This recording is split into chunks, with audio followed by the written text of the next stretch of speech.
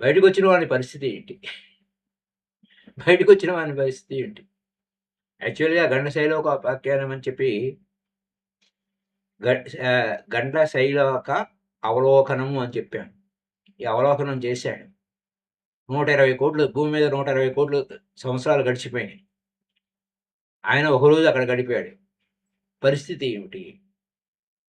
బయటకొచ్చిన వాని పరిస్థితి ఏమిటి? అనే విషయాన్ని మనం రేపటి ఎపిసోడ్‌లో చెప్పుకోవచ్చు. కానీ మరి మధ్యలో అర్ధాంతరంగా వదిలేసినట్టు ఉంటుంది. కొనసాగిద్దాం. మహాసేనుని నిర్వేదము.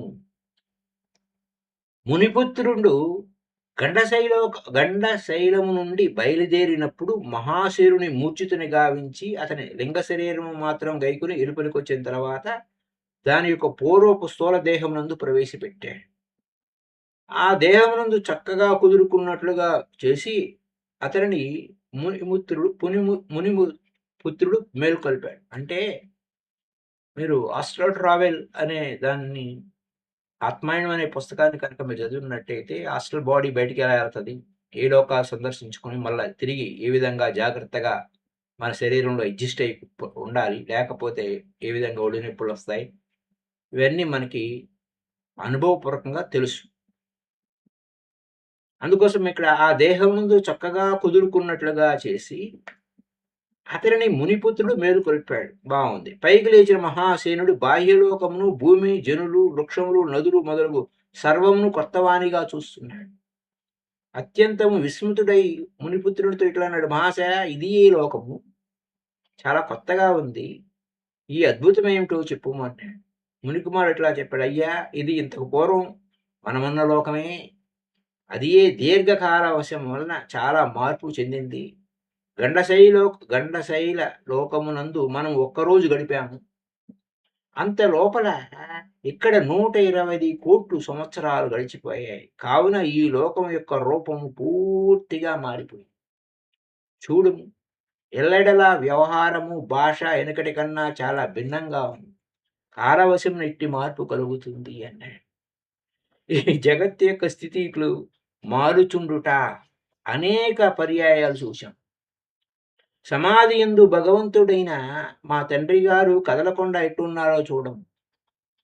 నువ్వు ఇచ్చటనే మా తండ్రి గారిని స్తోత్రం చేసి ఉన్నావు. మనం ప్రవేశించిన గండశైలం ఇది. మీ అన్నగారు వంశము వేల కొలది దినములు గడిచినవి. వేల కొలది తరాలు గడిచిపోయినాయి. వేల కొలది తరాలట. వంగదేశమున సుందరమను పేరుగల మీ నగరమున్న చోట ఇప్పుడు క్రూర మృగములతో నిండిన అడవి వ్యాపించిపోయింది. నీ అన్నగారు వంశమున వీరబాహువు అనువాడు ఇప్పుడు క్షిప్రానదీ తీరమున విశాల నగరమందు మాళవ దేశ పాలకుండై ఉన్నాడు. నీ వంశమున సుశర్మ అనువాడు ద్రావిడ దేశమునందు తామ్రపర్ణి నదీ తీరమున వర్ధనమును నగరముందు ప్రభువై ఉన్నాడు. ఈ లోకస్థితి ఎప్పుడునూ ఇట్లనే మారిపోతూ ఉంటుంది. ఏది పర్మనెన్స్ ఉండదు, ఇంపర్మనెన్స్ అనే పాయింట్. బాగుంది. అల్పకాలమునకే ఇది నూతనమైన జగత్తుగా రూపొందింది. దీర్ఘకాల వశమున కొండలు, నదులు, మడుగులు కూడా రూపాంతరం పొందుతుంటాయి. జగత్ యొక్క గతి ఇంతే. కొండలు పల్లములవుతాయి, పల్లములు కొండలవుతాయి, ఎడారులు జలములవుతాయి, పర్వతాలు ఇసుక దిబ్బలవుతాయి, రాతి నేల మెత్తని పాలలాగా అయిపోతుంది. ఒకప్పుడు మనుషుడు అధికంగానున్న ఇంకొకప్పుడు పశుపక్షాదులు అధికంగా నుండును. కాలవశమైన జగత్తులో ఎన్నియో పరిణామాలు సంభవించుచుండును. అంటే జగత్తు యొక్క స్వభావాన్ని విస్తారంగా చెప్పి విమర్శించి ఈ జగత్తంతా దృశ్యము. మన దృక్కును బట్టే, అంటే దృక్పథమును బట్టే, మన యాటిట్యూడ్‌ను బట్టే, మన భావన బట్టే ఈ దృశ్యం కనపడుతుంది. ఎవడి దృక్కును బట్టి వాడికి ఆ దృశ్యం కనపడుతుంది. ఈ యొక్క జగత్తు కూడా అలానే ఉంది. ఆ విధంగానే రూపాంతరం చెందుతుంది అనే విషయాన్ని ఒక కథ రూపంలో ఒక ఈ విధంగా జరిగిన కథని మనకు దత్తాత్రేయులు వారు భార్గవుడికి చెప్పినప్పుడు ఆ మహాశయుని యొక్క నిర్వేదం మళ్ళా ఆ తంగణముని యొక్క కుమారుడు వలన ఇదంతా జరిగింది కాబట్టి ఆ తంగణముని కుమారుణ్ణి ఏమిటయ్యా నా పరిస్థితి అని అడుగుతున్నాడు. ఈ మాటలు విని మహాసేనుడు మిగులు దుఃఖంతో మూర్ఛ పొందాడు. మునిపుత్రుడు సేద తీర్పగా కొంతసేపటికి తెలివినింది. మహాసేనుడు అన్నను అన్న కొడుకులను తన భార్యను పుత్రులను స్మరించి విలపించవచ్చాను. ఎన్నో వేల సంవత్సరాలు గడిచిపోయినాయి, ఎన్నో తరాలు గడిచిపోయినాయి. అయినా మన ఆలోచన ఎక్కడ ఉందో అక్కడే ఉన్నాం అన్నట్టుంది ఇక్కడ. మునికుమారుడు అతను చూసి ఇట్లా అన్నాడు, రాజా నీకు తెలివి ఉన్నట్లు లేదే, ఎవరిని గురించైనా విలపించి ఏమి లాభం? బుద్ధిమంతులు నిష్ఫలంగా ఏ పని చెయ్యరు.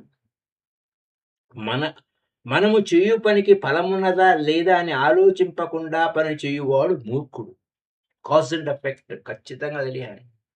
కాజ్ అండ్ ఎఫెక్ట్ మనం మాస్టర్ కీ సిస్టంలో ఇదే చెప్పుకున్నాం. కాజ్ అండ్ ఎఫెక్ట్ ఒక కన్సిక్వెన్సెస్ ఆఫ్ అవర్ థాట్. మన ఆలోచనకి కన్సిక్వెన్సెస్ ఏంటి, తదనంతర పరిణామం ఏమిటి అన్న ఎరుక, అవేర్నెస్ అనేది అక్కడ ఉండాలి. తత్ఫలితం ఏమిటని, నీవు ఎవరిని గురించి ఎందుకు విలపించుతున్నావో చెప్పు. మహాసేనుడు వినిపించుట ఇట్లనండి, నాకు సంబంధించినంతయు నశించి ఉండగా ఏల దుఃఖింతువని కారణం అడుగుతావేమిటి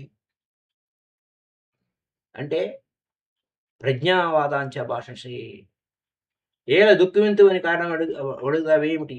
నేను ఎందుకు దుఃఖించుతున్నానో నీకు తెలియట లేదా? తండ్రియో సోదరుడో ఎవడో ఒకడు పోయిననే చాలు, లోకములో ఎంతో దుఃఖమును పొందుతారు. మరి నాకు సర్వబంధునాశనమే సంభవించింది, ఇంకనూ దుఃఖింపక ఎట్లుండును, ఎట్లు ఉందును?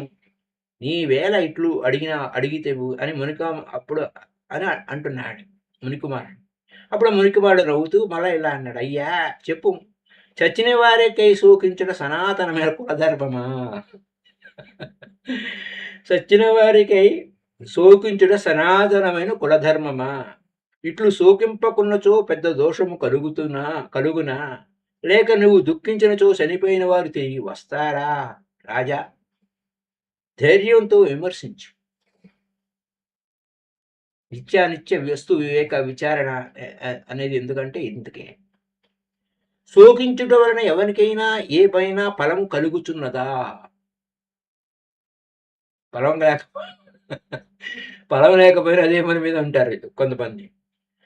బంధువులు నశించినప్పుడు దుఃఖింపనక్కర్లేదా అని అందువేని విను. మీ తాతలు ముత్తాతలు ఎందరో చనిపోయారు కదా, వారిని అందరిని గురించి దుఃఖింపవలసిన ఏ ఉన్నది, ఎల్లప్పుడూ దుఃఖించవలసి ఏ ఉంటుంది. వారిని గురించి నువ్వు దుఃఖించుట లేదే? వారి కన్నను అన్నలు మొదలగు వారు సన్నిహితులందువేమి? అసలు బంధువులనగా ఎవరు? బంధుత్వం ఎట్టిది? కస్త్వం కోహం కొతాయాత కామే జనని కోమే తాత ఇది పరిభావయ స్వప్న విచారం అని ఏ విధంగా జగద్గురు శంకరాచార్య చెప్పాడో అదే విధంగా అడుగుతున్నాడు ఆయన. సరే, బంధువులంటే ఎవరు, బంధుత్వం ఎట్టిది విచారింపు. ఒక శరీరమునందు కలిగిన వారు పరస్పరం బంధువులగుచున్నారని అనుకుందాం. నీ తల్లిదండ్రుల యొక్క నీ యొక్క శరీరము నుండి నీవు, నీ సోదరుడు, నీ బిడ్డలే కాక ఇంకేమొస్తుంది? స్వేదము. స్వేదం అంటే చెమట. ఆ చెమట మొదలగు వాని వలన క్రిములు అసంఖ్యాకములుగా పుట్టినవి.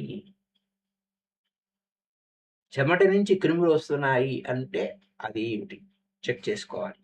అవి ఏలా నీకు బంధువులు కాలేదు, వారి కొరకు ఏలా నువ్వు శోకించుట లేదు. సరే, అది అలా ఉండనేమో. అసలు నువ్వెవరు? నువ్వు ఎవరి కొరకు దుఃఖించుతున్నావో ఆ బంధువులు ఎవరు? విమర్శింపు. నువ్వు దేహమా లేక దేహానికి భిన్నుడువా? నేను ఈ దేహమే అంటే అందువేని ఈ దేహము పెక్కు అవయవుల కూర్పుగా ఉన్నది. మరి దేహాంతము నశించినచో నాశనము కలిగిన దందువా, లేక ఒక భాగం నశించినది నాశనం అవుతుందా? అంటే ఏదో ఒక పార్ట్ తీసేస్తే నాశనం అయిపోతుందా? మరి దేహమునందు గోళ్ళు, వెంట్రుకలు మొదలగు ఏవో కొన్ని భాగములు ప్రతిక్షణము నశించుతుంటూ ఉంటాయి. అయినను దేహం నశించడం లేదే. అయ్యా అట్లు కాదు, ఇప్పుడు మా బంధువులు దేహములు పూర్తిగా నశించినవి, మా బంధువుల దేహములు పూర్తిగా నశించినవి, అందువలన వారు నశించి అని దుఃఖించుచున్నాను అని నువ్వు అంటావు అనుకుందాం. అట్లా చెప్పుట కుదరదు. నీకు కనిపింపకున్నను నీ అన్న మొదలగు వారి యొక్క దేహములలో అంశలైన అగ్ని, జలము మొదలగు వారి పంచభూతాలతో చేరియుండినవి. ఎందుకని అంటే మన శరీరం వదిలివేసిన తర్వాత ఈ శరీరం ఎక్కడి నుంచి వచ్చింది, అక్కడికే వెళ్ళిపోతుంది. పంచభూతాలతో పంచభూతాలతో ఉండిపోతుంది. దేహములో అంశములైన అగ్ని, జలము మొదలగునవి పంచభూతాలతో చేరి ఉండనే ఉన్నవి. అదియును కాక నీవు దేహము కాదు. Key point. దేహము పంచభూతాలతో వచ్చింది కాబట్టి, పంచభూత నిర్మత్యం కాబట్టి అవి అందులో తెలిసిపోతాయి. కానీ నువ్వు దేహం కాదు కదా. ఇక్కడికి వచ్చాక షూట్, ఒక స్పేస్ షూట్ లాగా పైలోకాలకు వెళ్ళినప్పుడు స్పేస్ షూట్ వేయకపోతే చంద్రమండలం నడవలేం కదా. అలాగా ఒక బాడీ, ఒక ఫిజికల్ బాడీని ఇక్కడ ఏర్పాటు చేశారు మనకు. సరే చూద్దాం. ఎందువల్ల అనగా ఇది నా దేహం అని ఇతరులకు చెప్పుచున్నావు కదా. ఇది నా వస్త్రం అని చెప్పుచున్నప్పుడు వస్త్రము నీవు ఎట్లు అగుటలేదో అంటే ఇది నా దేహం అని చెబుతున్నావు. కావున ఈ దేహము నీవు కాదు. నీవు దేహం కానప్పుడు ఇంకొక దేహంతో నీకేమి సంబంధం? మీ అన్న ధరించిన వస్త్రములతో నీకు ఎట్లు సంబంధం? లేదా ఆయన ధరించిన శరీరంతో కూడా నీకు సంబంధం లేదు. వస్త్రములకు శరీరములకు పెద్ద తేడా ఏముంది? ఆయన బట్టలు ఆయనవే, నీ బట్టలు నీవే. అలాగే ఆయన దేహం అయిందే, నీ దేహం నీదే. వస్త్రము అల్పకాలంలో జీర్ణమై నశించుచుండగా శరీరం మరి కొంతకాలం తర్వాత జీర్ణమై నశిస్తూ, నా శరీరము, నా ఇంద్రియాలు, నా ప్రాణము, నా మనసు అని చెప్తున్నావు కదా. దేవ్యును కాదు అనుట సుస్పష్టము. ఇంకా నీకు నీ స్వరూపం ఏమో చెప్పు అని అన్నాడు. అప్పుడు మహాసేనుడు ముహూర్త కాలమును ఆలోచించి మునికుమారుడు అడిగిన ప్రశ్నకు సమాధానము దొరకక దీనుండై ఇట్లా అన్నాడు. భగవానుడా, ఎన్ని విధాలా ఆలోచించినను నేనెవడునో నాకు తెలియటం లేదు. ఆకలి దప్పికల వలన బాధపడుచున్నట్లే దుఃఖము పొర్లి వచ్చుచుండగా విలపించుచున్నాను. ఆకలి దప్పికలకు కారణం ఎట్లో కనిపించటం లేదో, ఈ దుఃఖానికి కారణం తెలియటం లేదు. దుఃఖింపకుండా ఉండలేకపోవుటచే దుఃఖించుచున్నాను. నేను దీనుండనై నిన్ను శరణ పొందుతున్నాను. ఇది ఏమిటో చెప్పుము. ఎల్లరూ ఎవడేది ఒక బంధువు చనిపోయినంతనే దుఃఖించుచున్నాడు, కానీ ఇతరులు పోయినచో దుఃఖింపరు. తన బంధువు పోతేనే దుఃఖిస్తాడు, ఇతరులు పోతే దుఃఖించాడు. తమ స్వరూపము గురించి ఎవరు తెలుసుకోలేరు. అక్కడ పోతేనే ఏడుస్తాము, అంటే తన బంధువు పోతే ఏడుస్తాము, ఎవడో పోతే ఎడవము. కానీ తన గురించి పట్టించుకోవటం లేదు. ఇట్లేలా జరుగుతున్నది, శిష్యుండనై నాకు ఇది స్పష్టంగా బోధింపమని చెప్పాను. అప్పుడు మా మునికుమారుడు ఇలా అన్నాడు. రాజా వినుము. మాయారూపిణి మహాదేవి చేత జనులందరూ మోహితులై తమ స్వరూపమును తెలుసుకొనక వ్యర్థంగా నిరంతరము శోకించుచున్నారు. ఎంతవరకు తమ స్వరూపమును తెలుసుకొనరో అంతవరకే ఈ దుఃఖముండును. స్వరూపము తెలుసుకున్నచో ఎవడు ఎక్కడనూ దుఃఖింపడు. అందుకోసమే స్వస్వరూపానుసంధానం భక్తిరిత్యభిధీయతే. అసలు భక్తి అంటే తన స్వరూపం తెలుసుకుంటే ఏ ఏడుపు ఉండదు, ఏ గోల ఉండదు. అది భక్తి. కానీ సోకాళ్ళు భక్తి పేరుతో మనం చేస్తున్న దందా అంటే ఏంటో తెలుసు కదా. ఆ బిజినెస్ వాళ్ళకే తెలుసు, మనకే తెలుసు. ఓకే. నిద్ర చేత మోహితుడండవైన వాడు దాని చేత కలలో ప్రదర్శింపబడుతున్న దొంగలవు మొదలగు వారిని చూసి భయపడి దుఃఖిస్తుంటాడు. నిద్రలో మంచి గాఢ నిద్రలో దొంగలు అంటపడుతున్నాడు నిద్రలో. అప్పుడు ఎంత భయంతో ఏడుస్తూ ఉన్నాడు. జాగ్రత్త అవస్థలో కూడా ఇంద్రజాలకుని మంత్రము చేత బయలుదేరిన మాయ చేత మోహితుండైన వాడు దాని చేత కల్పింపబడుతున్న పాములు మొదలగు వారిని చూసి భయపడి వణికిపోతున్నాడు. లే, ఆ మహాదేవి యొక్క మహామాయ చేత మోహితుండైన వాడు తన స్వరూపమెరుంగక శోకించుచున్నాడు. స్వప్నంలో నుండి మేలుకున్నవాడు ఇంకనూ స్వప్నంలోనే ఉండి కేకలు పెట్టుచున్న వారిని చూసి నవ్వుకుంటాడు. పక్కన ఒకడు మేలుకున్నవాడు అవేకండ్ వన్ ఉండాలి. అంటే బుద్ధుడు ఉండాలి. లేకపోతే మనం ఇంకా నిద్రపోతూనే ఉంటాం. అట్లా ఒక మేలుకున్నవాడు, స్వప్నం నుండి మేలుకున్నవాడు ఇంకనూ స్వప్నంలోనే ఉండి కేకలు పెట్టుచున్న వారిని చూసి నవ్వుకొనుచున్నాడు. ఇంద్రజాలము నెరింగిన వాడు కూడా తాను కలతనందుచున్న ఇతరులు చూచి పరిహసించుచున్నాడు. అట్లే ఆ దేవి యొక్క మాయ నుండి ముక్తులైన వారు ఇప్పుడును ఏ సందర్భమునను దుఃఖమునందక దుఃఖించుచున్న ఇతరులను చూసి చుందురు. కావున నీవు కూడా చక్కగా విమర్శించి తత్వము తెలుసుకొని మాయను దాటి దాని వలన కలుగుతున్న శోకమును వీడు. ఇది ఒక అద్భుతమైన విషయం. చాలా అద్భుతంగా ఉంటాయి ఆధ్యాత్మిక సత్యాలు. ప్రతిసారి ఒకసారి సార్ నాకు ఒళ్ళో నాకు జ్వరం వచ్చిందండి, ఎందుకు తెచ్చుకున్నామని అంటే, ఎందుకు తెచ్చుకున్నామని అడుగుతారు. అప్పుడు మనకు తెలియదు అది ఏమిటి, ఎందుకు అలా అన్నారు, అదేమిటి జ్వరం ఎందుకు రాదని. కానీ దేని వలన మనం అంటే వస్తుంది, మన వలనే మనకి అన్నీ వస్తాయి. ఆరోగ్యమైన అనారోగ్యమైన రోగ రోగ ఏదైనా భోగమైన రోగమైన యోగమైన ఏదైనా మన భావన, మన ఆలోచన బట్టి మన జీవితం చూడండి ఎలా ఉంటుంది. కాబట్టి ఆ దేవి యొక్క మాయ నుండి ముక్తులైన వారు ఎప్పుడు ఏ సందర్భమున దుఃఖించుతున్న ఇతరులను చూసి పరిహసించుతుందరు. కావున నీవు కూడా చక్కగా విమర్శించి తత్వమును తెలుసుకొని మాయను దాటి దాని వల్ల కలుగుచున్న శోకాన్ని వీడుము. సరిగ్గా విడుస్తారా చూద్దాం. మహాసేనుడది విని అతడు ఇలా అన్నాడు, అయ్యా నువ్వు చెప్పుచున్న దృష్టాంతం సరిగ్గా లేదు. అర్థం కాలేదాయన. స్వప్నమునందు గాని ఇంద్రజాలమునందు గాని వస్తువులుండవు. అవి లేకపోయినా ఉన్నట్లే అప్పుడు భాషించుచున్నాయి. మరి ఈ జాగృత ప్రపంచం సకల పదార్థములు ద్రవ్యములతో రూపొంది మనకు ఉపయోగపడుచు ఫలమును కలిగించున్నాయి. కావున యథార్థమైన ఈ ప్రపంచం కలతో ఎట్లు సమానము. స్వప్న విచారం ఎలా అవుతుంది నాయనా అని అడిగాడు. మునికుమారుడు మరలా ఇలా చెప్పాడు, దృష్టాంతం సరిగా లేదనుచున్నావు. మరి నీకు మరొక భ్రాంతి. ఇది ఇది నీకు మరొక భ్రాంతి. స్వప్నంలో కనిపించుచున్న వృక్షము స్వప్నము జరుగుచున్న స్వప్నములో కనిపించుచున్న వృక్షం స్వప్నం జరుగుచున్న సమయంలో బాటసారులకు నీడ ఇచ్చుట లేదా, పండ్లు ఇచ్చుట లేదా, అది అప్పటికి యథార్థంగానే కనిపిస్తుంది కదా. మేలుకొనంతనే ఆ స్వప్న ప్రపంచం అంతా సత్యమగుచున్నది కదా అని అందువేని ఈ జగత్ ప్రపంచం కూడా నిద్రలో లేకుండా పోవచ్చున్నది. ఈ జగత్ ప్రపంచం కూడా నిద్రలో లేకుండా పోవచ్చున్నది. అంటే వీఆర్ స్టిల్ స్లీపింగ్. నిద్రలో లేకుండా పోయినను నిన్న కనిపించిన ప్రపంచమే ఈ దినం కూడా అట్లే కనిపించుచున్నది.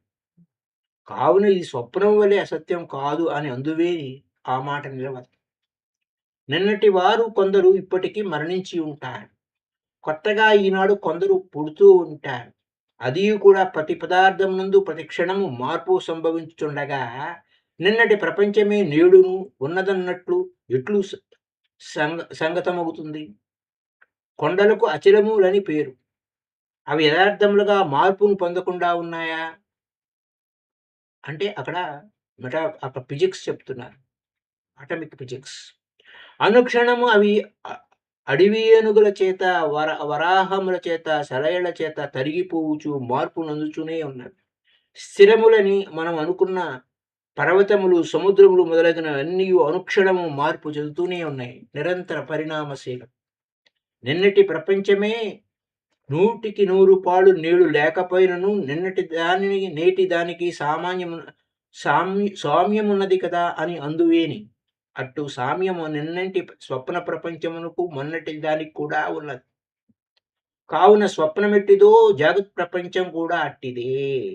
స్వప్నము నుండి మేలుకున్న వానికి ఆ స్వప్న ప్రపంచం జాగృత దశలో కనపడదు. కానీ జగత్ ప్రపంచం మాయం కాకుండా ఎప్పుడూ కనిపించుతూనే ఉన్నది. కావున జాగృత స్వప్నము సమానం కాదు. జాగృత స్వప్నంతో సమానం కాదు. స్వప్నం నుంచి నువ్వు మేలుకుంటే అందులో లేదు. కానీ జాగృత స్వప్నము స్వప్నంతో సమానం కాదు. అని అందువేని ఆ మాట కూడా నిలవదు. నిద్రలో ఈ జాగ్రత్త ప్రపంచం ఎవనికి కనిపించడం లేదు? నిద్రలో ఈ జాగ్రత్త ప్రపంచం ఎవరికి కనిపించడం లేదు? నిద్రలో జాగ్రత్త ప్రపంచం కూడా మాయమగుచునే ఉన్నది. కావున ఇది స్వప్నంతో సమానం. అయ్యా! అట్లు కాదు. స్వప్నము నుండి మేలుకుచున్న ప్రతివాడు స్వప్నము యథార్థంగానే జరగలేదు అని రూఢిగా తెలుసుకుంటున్నాడు. కానీ ఈ జగత్ ప్రపంచము అసత్యమని ఎవ్వడు ఎప్పుడు అనుకోవటం లేదు. కావున ఈ రెండును సమానమనుట సరికాదు అని అంటున్నావేమో, అలా ఆలోచిస్తున్నావు. ఆ ఆలోచనతో నిలవదు. నీ వంటి భ్రాంతులకు ఈ జగత్తు అసత్యంగా తోచదు. స్వప్నము చూస్తున్నంత సేపు అది అసత్యమని కూడా తోచదు. అంటే మనం ఇల్యూజన్‌లో ఉన్నంత కాలం ఎవ్రీథింగ్ ఈజ్ పర్ఫెక్ట్‌గానే ఇది నా భార్య, ఇది నా మొగుడు, ఇట్లా మా నా పొలము, నా కొంప, నా గూడు ఇవన్నీ అలాగే ఉంటాయి. కానీ when you are awakened is nothing but illusion అని తెలుసుకున్న అవేకెన్డ్ అంటే జీవించి ఉండంగానే అవేకెన్డ్ అవ్వాలి. మేలుకోవాలి. అది అక్కడ కీ పాయింట్. అంతేకన్నా అయితే ఇక్కడ మనకేంటి స్వప్నం నడుస్తున్నంత సేపు అది అసత్యమని తోచదు. అదే నిజం అనుకుంటాం. అలాగే మనం భ్రాంతిలో ఉన్నాం గాబట్టి ఎవ్రీథింగ్ ఈజ్ పర్ఫెక్ట్. బానే ఉంది. నేను పరిగెట్టాలి అని అలా అనుకుంటాం. అది కూడా అంతే. కానీ అంతకన్నాను కొంచెం స్థిరంగానున్న ఈ జగత్తును చూస్తున్నప్పుడు స్వప్నం అసత్యంగానే తోస్తుంది. అట్లే ఈ జగత్తునకు అతీతమైనటువంటి స్థితి. మూలం ఏంటి? ఆధారం ఏంటి? ఏ మూలం నుంచి మనం ఇక్కడికొచ్చాము? అనేటువంటి అతీతమైన దీనికి ఆధారమై ఎప్పుడూ ఎట్టి మార్పును పొందకుండా ఏకరూపమున భాషించున్న ఆత్మతత్వమును ఎవడు చూచుచున్నాడో వానికి జగత్ అసత్యంగా తోస్తుంది. బికాస్ స్వప్నం వలె జాగృతి కూడా అసత్యమే. ఇప్పుడు ఈ పాయింట్ ఆఫ్ వ్యూలో ఆ ఇల్యూజన్ అంటే ఆత్మతత్వంలో ఆత్మీయ సత్యము జగత్తు లేదు అని ఇందాక స్టార్టింగ్‌లో చెప్పుకున్నాను. అట్లా స్వప్నము స్వల్పకాలమున భాషించుచుండగా జగత్ ప్రపంచము మరికొంత కాలము దీర్ఘకాలంగా భావించుచున్నది. అంతే భేదం. పదార్థములు కూడా జాగృతిలో ఎట్లా యథార్థంగా తోచుచు సుఖదుఖములు కలిగించుచున్నాయో, అట్లే స్వప్నంలో కూడా యథార్థంగానే సుఖదుఖాలున్నాయి కదా! పండు ఇచ్చినచో సంతోషము, కొట్టినచో దుఃఖము, జాగ్రత్తలు ఎలా కలుగుతుందో స్వప్నంలో కూడా అదే స్థితి. అదే నడుస్తుంది. అంతేకాదు జాగ్రత్త దశలో స్వప్నమును ఎట్లు స్మరించుచున్నామో, అట్లే స్వప్నంలో కూడా జాగ్రత్త ప్రపంచం స్మరించుతూనే ఉన్నాము. ఈ ప్రపంచంలోని వ్యక్తులు సన్నివేశములే కాదు, స్వప్నమునందు కూడా కనిపిస్తూనే ఉన్నారట. కావున స్వప్నమునకు, జాగృతునకు వాస్తవంగా భేదం లేదు. అందుకోసమే వీఆర్ ఆల్ డ్రీమింగ్ అంటారు. ఓషో గారు చెప్తూ ఉంటారు. ఆ స్వప్నంలోని బంధువుల గురించి ఎట్లు దుఃఖింపనక్కర్లేదో, అట్లే జాగ్రత్త ప్రపంచంలో బంధువుల గురించి కూడా దుఃఖింపనక్కర్లేదు. అది నిద్రలో స్వప్నము, ఇది మేలుకొన్న స్వప్నం అంతే.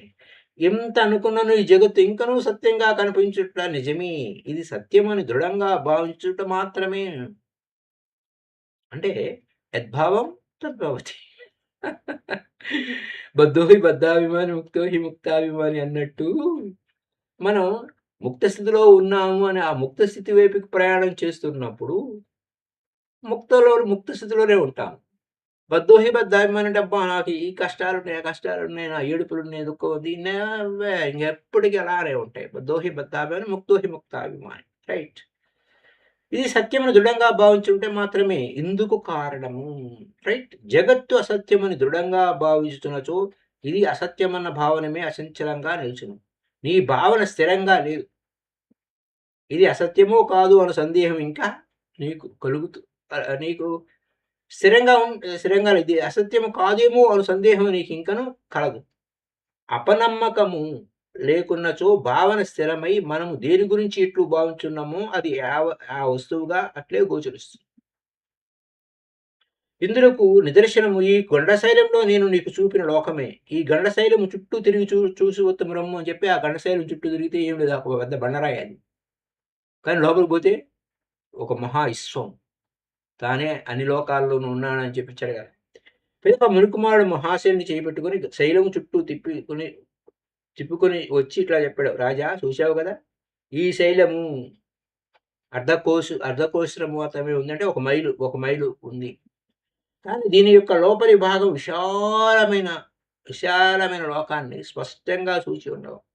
మరి ఇది జాగ్రత్త దశయా? స్వప్నమా? సత్యమా? మిథ్యా? శైలలోకమునందు ఒక దినం అయిన కాలం ఇక్కడ 120,00,00,000 సంవత్సరాలైంది. వీరిలో ఏది సత్యమో, ఏది అసత్యమో విమర్శించు. 2 స్వప్నములు చూసిన తర్వాత ఒక స్వప్నమును బట్టి రెండవ స్వప్నం యొక్క సత్యతత్వమును అసత్యంగా గాని ఎట్లు నిశ్చయించుటకు వీలు లేదో, అట్లే ఈ రెండింటి యందు శైలలోకమునందు ఈ జగత్తు యొక్క సత్యతత్వమును అసత్యతత్వమును గాని, ఈ జగత్తును బట్టి ఆ లోకం యొక్క సత్యతత్వం గాని అసత్యతత్వం గాని నిశ్చయించుటకు వీలు లేదు. కావున ఈ జగత్తునకు భావన మాత్రమే సారమని ఎరుంగము. భావన అంటే ఇక్కడ మనకు health consciousness brings health. Power consciousness brings power. Harmony, friendliness consciousness brings friendliness. ఇన్ని ఉన్నాయి చూడండి. కాన్షియస్నెస్ భావన. ఈ కాన్షియస్నెస్ ఈ జగత్తు భావన మాత్రమే సారమని ఎరుంగుము. నా సంకల్ప మాత్రం చేతనే ఆ శైలలోకము భాషించినది. నేను దాన్ని గురించి భావించుట మానుకున్నచో అది క్షణం మాత్రంలో విలయమొందును. చూడండి. ఆ భావన పెట్టుకోలేదనుకోండి అది మాయమైపోతుంది. బ్రహ్మదేవుని సంకల్పం మాత్రమైన ఈ జగత్తు అట్టిది. ఆయన దీని గురించి భావించడం మానుకున్నచో క్షణంలో లయమవుతుంది. కావున ఈ జగత్తును స్వప్న సమానంగా గ్రహించి శోకమును వీడుము. స్వప్న ప్రపంచములు ఎన్ని జరిగినను వానికి ఆధారమైన నీ జ్ఞాన స్వరూపమునందు మార్పు కలుగలేదు కదా! అనేక స్వప్నాలు వచ్చాయిపోయాయి. కానీ నీ జ్ఞానం స్థిరంగా ఉంది కదా! అట్లే అద్దమునందు ప్రతిబింబం వలె అద్దంలో అన్ని ప్రతిబింబాలు వస్తూ ఉంటాయి, పోతూ ఉంటాయి. అద్దం ఏ మార్పు చెందకుండా ఉంటుంది కదా! ఈ జగత్ ప్రపంచ దృశ్యములు వచ్చుచూ పోవుచునను వానికి అద్దం వలెనున్న చైతన్య రూపము అయిన నీ ఆత్మ ఎప్పుడు శుద్ధోసి బుద్ధోసి నిరంజనోసి అన్నట్టు చూసారా? అది. లల్లబాయ్ మదాలస పాట, మదాలస జోలపాట. అలా నీ ఆత్మ ఎప్పుడూ పరిశుద్ధంగా ఉన్నది. అట్టి స్వరూపమును శీఘ్రంగా తెలుసుకొని పరమానందమును పొందుము. ఇది మనం నెక్స్ట్